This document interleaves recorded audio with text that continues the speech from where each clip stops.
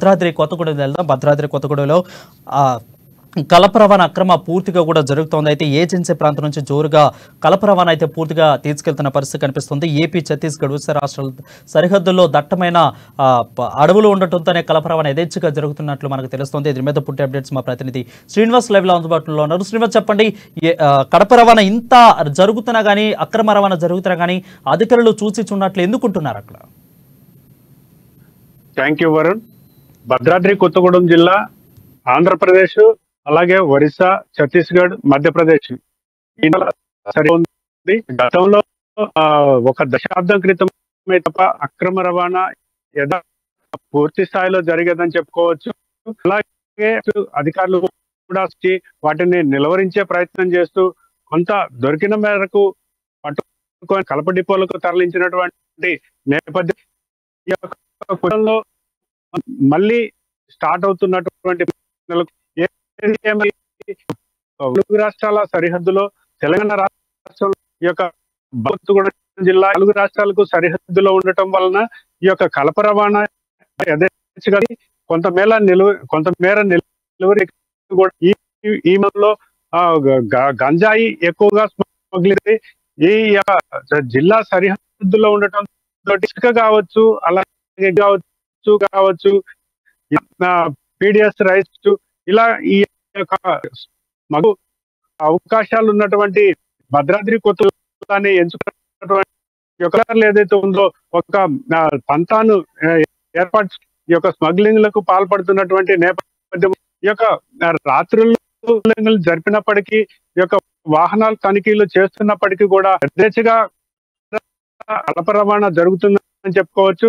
ఈ మధ్య కాలంలో దుమ్ముగూడ తయారు చేసుకొని కొంత సైజులు కట్ చేయటువంటి టేకు, అత్యంత విలువైన టేకు కలపను యొక్క వాహనం ఒక పాల్వంచ రేంజ్ అధికారులు ఆకస్మిక తనిఖీలు చేపట్టి ఈ యొక్క కలప పట్టుకుని పాల్గొన్నటువంటి కలప డిపోలకు తరలించినటువంటి నేపథ్యంలో లక్షలాది విలువైన కలప దొరికింది. ఈ యొక్క కలపను మళ్ళీ ఈ యొక్క డిపోలో ఉన్నటువంటి కలపను పట్టుకున్నటువంటి కలప కావచ్చు, ఫారెస్ట్ లో తెచ్చినటువంటి కలప కావచ్చు, ప్రతి నెల కూడా 10వ తేదీన ఈ యొక్క వేలంపాట నిర్వహించి ఈ యొక్క వేలంపాట ద్వారా ఆ కలపను విక్రయించి ఆ వచ్చినటువంటి ఆదాయాన్ని ఫారెస్ట్ సమకూర్చుకుంటుంది. ఇది ఇలా ఉండగా ఈ యొక్క అశ్వాపురం నుంచి గత కొద్ది రోజుల క్రితం ఫర్నిచర్ తోటి సగం కర్రతోటి వెళ్తున్నటువంటి వాహనాల్ని ఈ యొక్క పాల్వంచ ఫారెస్ట్ అధికారులు పట్టుకున్నటువంటి నేపథ్యం ఉంది. అంటే ఈ యొక్క గత కొద్ది కాలం క్రితం స్తబ్దతగా ఉన్నటువంటి ఫారెస్ట్ కలప ఈ యొక్క ఏదైతే ఉందో స్మగ్లింగ్ చేసేటువంటి వాళ్ళు మళ్ళీ మొదటికి వచ్చి మళ్ళీ స్మగ్లింగ్ కు పాల్పడుతున్నటువంటి నేపథ్యం ఉంది.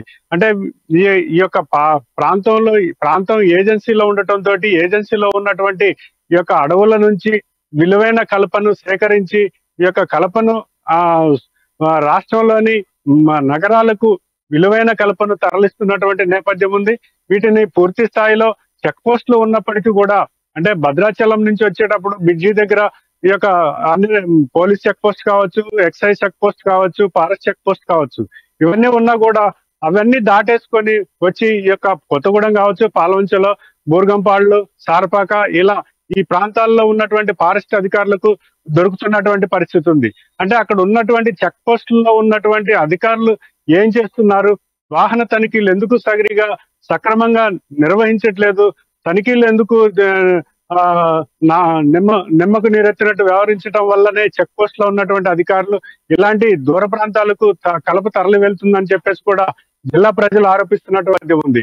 ఈ యొక్క చెక్ పోస్ట్ లో ఉన్నటువంటి సిబ్బందిని పూర్తి స్థాయిలో ఈ యొక్క అలర్ట్ చేసి పూర్తి స్థాయిలో తనిఖీలు చేపట్టినట్లయితే ఈ యొక్క కలపను కొంతవరకు నిలువరించేటువంటి అవకాశం ఉంటుంది.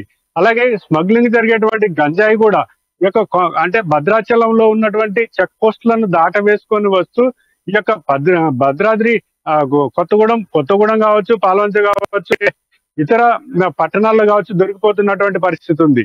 అక్కడ పూర్తి స్థాయిలో వాహన తనిఖీలు జరగట్లేదు కూడా ప్రజల నుంచి ఆరోపణలు వస్తున్నాయి. వరుణ్, రైట్ శ్రీనివాస్, అంటే మీరు చెప్పిన దాన్ని బట్టి చూస్తే ఇక్కడ అధికారులకి తెలిసినా కూడా సక్రమంగా వాళ్ళు తనిఖీలు చేయట్లేదంటే స్మగ్లర్తో వీళ్ళు కుమ్మక్కైనట్లు ఏమన్నా తెలుస్తుందా?